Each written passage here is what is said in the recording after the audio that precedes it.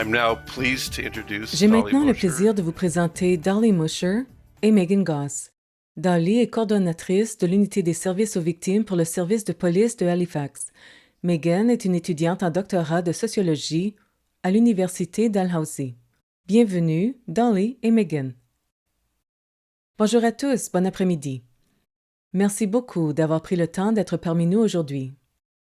Et merci Peter de m'avoir présenté. Je m'appelle Megan Goss. Je termine mon doctorat à l'université Dalhousie et j'étais l'une des assistantes de recherche de ce projet. J'ai aidé à mener les entretiens avec les prestataires de services et je suis ici avec ma coprésentatrice Dolly Mosher, qui est la coordonnatrice de l'unité de services aux victimes de la police régionale de Halifax.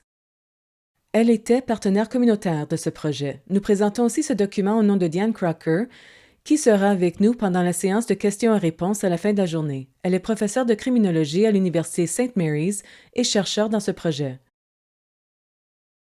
Nous sommes tous dans des endroits différents aujourd'hui, mais nous nous présentons physiquement depuis Halifax, en Nouvelle-Écosse, appelé Mi'kma'ki, le territoire ancestral et non cédé du peuple Mi'kmaq. Les entretiens avec les prestataires de services ont permis d'obtenir des données très riches. Après avoir examiné et trié ces données, nous nous sommes intéressés au thème de la planification de la sécurité et de la manière de la réaliser de façon intersectionnelle. Nous étions curieuses de savoir en quoi cela consisterait. Cette présentation est donc basée sur un document de travail qui repose sur un échantillon d'entretien mené avec des prestataires de services en matière de violence familiale. Il se concentre sur les perceptions de la planification de la sécurité et les stratégies de planification de la sécurité utilisées parmi les 4 populations plus vulnérables aux homicides familiaux. Dans le cadre du projet ICPHF, la planification de la sécurité est définie comme toute stratégie visant à protéger les victimes de violences familiales et leur entourage. Certaines stratégies peuvent inclure l'éducation des victimes sur le niveau de risque, le changement de résidence, des arrangements de travail différents et d'autres choses. La planification de la sécurité est souvent définie comme un processus clé pour aider à prévenir les homicides familiaux. Mais la probabilité qu'une personne soit victime d'un homicide familial n'est pas répartie de façon égale.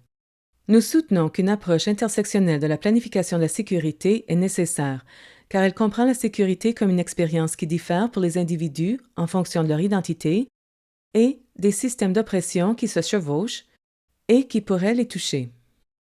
Les survivantes de la violence familiale subissent souvent de multiples formes de violence, y compris sensibilité physique, culturelle et émotionnelle. Ainsi, en fonction de la situation et des besoins d'une personne, de l'organisme où travaille un prestataire de service, des obstacles spécifiques auxquels la cliente est confrontée et des ressources disponibles dans la communauté, plusieurs formes de planification de la sécurité peuvent être nécessaires. Ceci montre que la planification de la sécurité est complexe et propre à chaque individu. Qu'est-ce qu'on entend par une approche intersectionnelle de la planification de la sécurité? L'intersectionnalité est essentiellement un outil permettant de comprendre la manière dont différentes identités se croisent ou se chevauchent. Par exemple, ici, nous avons une image montrant comment la race, la classe et le genre se croisent, mais cela peut aussi inclure la sexualité, le handicap, la culture, la langue et bien d'autres choses. Lorsqu'on l'applique à la violence familiale, l'intersectionnalité suggère que la violence subie par une personne est façonnée par ses différentes identités, comme le fait d'être une femme et une mère célibataire, et par les systèmes d'oppression dont le sexisme, le racisme, la discrimination de classe, la discrimination fondée sur la capacité physique et ainsi de suite. Une analyse intersectionnelle de la violence familiale et de la question de la sécurité, qui soutient l'idée que les individus peuvent être confrontés à de multiples formes d'oppression en même temps, est nécessaire. Dans l'échantillon d'entretien que nous avons examiné, la majorité des prestataires de services travaillaient dans le secteur de la violence faite aux femmes. Ils travaillaient aussi auprès de 2 ou plusieurs populations vulnérables. De nombreux prestataires de services ont suggéré que la planification de la sécurité n'est pas une stratégie unique. C'est un thème clé que nous avons vu dans de nombreuses présentations aujourd'hui. Ils ont souligné l'importance d'individualiser chaque plan de sécurité. Comme l'a expliqué une participante, la planification de la sécurité avec les femmes doit vraiment se faire au cas par cas et on doit regarder la communauté d'où vient la personne, la police qui est là, le type de réponse qu'elle obtient, car ce n'est pas partout pareil. Avoir des objets à portée de main pour quitter la maison en cas d'urgence, ce n'est pas toujours possible non plus. En effet, de nombreux prestataires de services soulignent l'importance de personnaliser chaque plan de sécurité en fonction des circonstances uniques d'une personne et notent qu'il faut éviter les approches standardisées. Lorsque nous pensons à la planification de la sécurité, il faut penser à la ville par rapport à la campagne. On peut suggérer à une victime en ville d'emporter ses clés au lit et de déclencher l'alarme de sa voiture pour alerter les autres que quelque chose ne va pas. Mais en milieu rural, où il peut y avoir une grande distance entre voisins, ce plan ne fonctionnerait pas. Nous savons aussi que les armes à feu sont plus répandues dans les zones rurales. Nous passons donc plus de temps avec la survivante pour nous concentrer sur les armes à feu dans la maison ou dans son chalet. Pour une survivante dont la langue maternelle n'est pas l'anglais et qui vit dans une zone rurale, demander de l'aide peut nécessiter une planification de la sécurité très différente de celle d'une personne vivant en ville. Se rendre à un refuge peut être très différent pour une femme avec ses enfants dans une zone rurale où elle ne conduit pas et il n'y a pas d'autobus ni de taxi. Et le refuge est à 60 km de chez elle. On a aussi constaté que les prestataires de services comprennent la nécessité de répondre aux divers besoins des survivantes en fournissant plusieurs types de plans de sécurité, y compris les 3 formes principales que j'ai mentionnées tantôt, physique, culturelle, émotionnelle. La planification de la sécurité physique a été discutée le plus souvent et comprenait des moyens d'aider les personnes à réagir lorsqu'elles craignent pour leur sécurité physique et à se protéger et à protéger les autres du danger physique.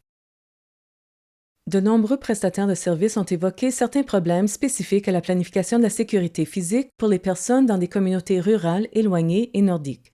L'isolement social et géographique, le manque de transport et parfois la normalisation des armes à feu ont été mentionnés souvent comme défis à relever. Selon une participante qui travaille surtout avec les populations rurales éloignées et nordiques, on planifie la sécurité différemment, donc on discute de la question de savoir si les femmes savent ou non si les armes sont rangées de façon sécuritaire et comment elles peuvent savoir si une arme est munie d'une gâchette de sécurité ou non, ou si elles savent où les munitions sont rangées dans la maison. Alors la planification de la sécurité est un peu plus précise. On prend aussi en compte le facteur de l'isolement. Il est important de comprendre et de se rappeler que certaines victimes ne peuvent pas ou ne veulent pas que leur agresseur parte. Ainsi, le plan de sécurité peut impliquer l'identification des éléments déclencheurs et la façon de les gérer, ainsi que des mots de code et les alertes des applications téléphoniques. L'identification des déclencheurs ou des signes d'escalade peut être un bon moment pour que la survivante promène le chien ou emmène les enfants dans la cour, par exemple, afin de permettre une période de calme. Une autre intervention pourrait conduire à créer des mots de code avec la famille ou les amis par le biais de textes ou d'applications pour signaler une distance, une détresse ou un moment pour appeler la police. Outre la planification de la sécurité physique, la planification de la sécurité culturelle a aussi été souvent abordée. Plusieurs prestataires de services ont souligné l'importance de reconnaître que les survivants de la violence familiale ne sont pas un groupe homogène. Le personnel doit donc être sensibilisé aux cultures. Il est bien connu que les femmes et les filles autochtones au Canada font face à un risque beaucoup plus élevé de violence familiale et d'homicide que les autres groupes. Plusieurs prestataires de services qui travaillent de près avec les populations autochtones ont parlé de l'histoire des peuples autochtones au Canada, dont la colonisation, les pensionnats, l'oppression systémique et le racisme, et ont parlé de l'importance de comprendre que les traumatismes intergénérationnels résultant de cette histoire horrible doivent être intégrés dans les plans de sécurité culturelle pour les survivantes autochtones. Selon une participante, il s'agit d'oppression systémique, dont des choses comme le fait de ne pas se sentir en sécurité avec des agents de police, de ne pas se sentir en sécurité avec des travailleurs sociaux, de ne pas se sentir en sécurité au sein du système judiciaire. Tout ça permet à ces situations de violence familiale de perdurer de très longues années, parfois jusqu'au trop-plein, souvent jusqu'à ce que ce soit trop tard. Et ça doit changer. Cette citation et d'autres montrent que de nombreux prestataires de services comprennent que les barrières culturelles peuvent rendre le signalement de la violence familiale incroyablement difficile. Certains participants ont parlé de la façon dont le racisme et la discrimination sont intégrés dans les systèmes conçus pour assurer la sécurité des femmes. Ils ne servent pas adéquatement toutes les femmes ou les survivantes de façon égale. Comparativement à la planification de la sécurité physique et culturelle, la planification de la sécurité émotionnelle a été discutée moins souvent. Mais lorsqu'elle est abordée, elle a tendance à être liée à d'autres formes de planification de la sécurité. Souvent, elle entre en jeu lorsqu'une survivante est déjà physiquement en sécurité et on la décrit en termes plus larges. pour inclure et aborder la toxicomanie, les soins personnels et les stratégies d'adaptation en général, selon un prestataire. On inclut aussi une planification de la sécurité émotionnelle. On insiste sur la nécessité de prendre soin de soi et d'examiner des aspects comme la consommation de substances, par exemple. Si vous savez que vous allez consommer ces substances ou boire, alors gérez les risques pour le faire de façon sécuritaire. Ce genre de choses est juste pour s'assurer que vous dormez, s'assurer que vous mangez, donc des choses de base, et insister sur la nécessité d'être reposé pour pouvoir faire face aux situations et savoir à qui parler, à qui faire confiance. Nous savons que les victimes subissent souvent des pressions de la part de l'agresseur pour ne pas avoir de conditions de contact variées, surtout si ce n'est pas la première interaction impliquant les forces de l'ordre. À quoi est-ce que ça ressemble? À quoi ressemble cette pause émotionnelle? Prendre le temps de rompre le cycle quotidien, même si ce n'est que pour un mois, permet à la victime d'échapper au mode combat-fuite, de réduire le stress et de créer un plan de sécurité plus approfondi, de quitter le domicile. Et si l'agresseur est normalement la personne qui s'occupe des enfants ou qui fournit un revenu, il faut créer des occasions de chercher d'autres moyens de mettre en place un plan pour aller de l'avant. Par exemple, nous travaillons avec les services de protection de l'enfance pour proposer aux travailleurs de suggérer à l'agresseur qu'il aimerait que l'ordonnance ne soit pas modifiée, au moins jusqu'à la première date d'audience. Cela permet d'alléger la pression sur la victime. Cette période de répit pour de nombreuses survivantes peut leur donner le courage d'aller de l'avant et de briser le cycle. Pour conclure, nous avons constaté que les prestataires de services reconnaissent souvent que les plans de sécurité doivent être adaptés à une personne et à ses besoins uniques. Ils reconnaissent que certains groupes peuvent être plus à risque d'être victimes d'un homicide familial. Nous avons aussi constaté qu'il y avait peu de mention de la façon dont les diverses identités et positions d'une personne dans le monde, comme le fait d'être une immigrante, de vivre dans une région rurale, s'entrecroisent avec des systèmes d'oppression plus larges, comme le sexisme et le racisme, et comme cela influe sur la planification de la sécurité. Une femme blanche de classe moyenne vivant dans une zone urbaine aura besoin de stratégies de planification de la sécurité différentes de celles d'une femme immigrée vivant dans une zone rurale et dont le statut d'immigration est incertain. L'élaboration de plans de sécurité pour les personnes victimes de violences familiales est une question complexe. Cette complexité est accrue par les multiples formes d'oppression et d'inégalité auxquelles certains groupes sont confrontés lorsqu'ils tentent de devenir ou de rester en sécurité. L'examen des systèmes d'oppression est essentiel dans une analyse intersectionnelle. La reconnaissance des diverses formes d'oppression dans la société et de l'impact de ces systèmes sur les individus, en fonction de leur identité, nous permet de mieux comprendre comment les individus vivent la sécurité. C'est pourquoi nous suggérons qu'une approche intersectionnelle de la planification de la sécurité offre plus d'espace pour comprendre et répondre aux besoins et expériences uniques et créer des plans de sécurité efficaces. Je cède maintenant la parole à Dolly pour terminer la présentation. Elle va nous fournir quelques mots sur la perspective des prestataires de services. En tant que prestataires de services, nous devons nous rappeler que les survivantes de violences conjugales sont souvent transitoires et qu'elles doivent s'adapter pour quitter une région rurale pour la ville ou vice-versa. Le fait d'avoir l'occasion d'observer les résultats de cette recherche permet aux prestataires de services qui travaillent strictement en ville de comprendre les obstacles auxquels les femmes sont confrontées dans les régions rurales. Même si beaucoup de choses restent les mêmes dans le plan de sécurité de la zone rurale, des éléments comme le transport, l'accès géographique aux voisins et à la police varient d'une ville à l'autre.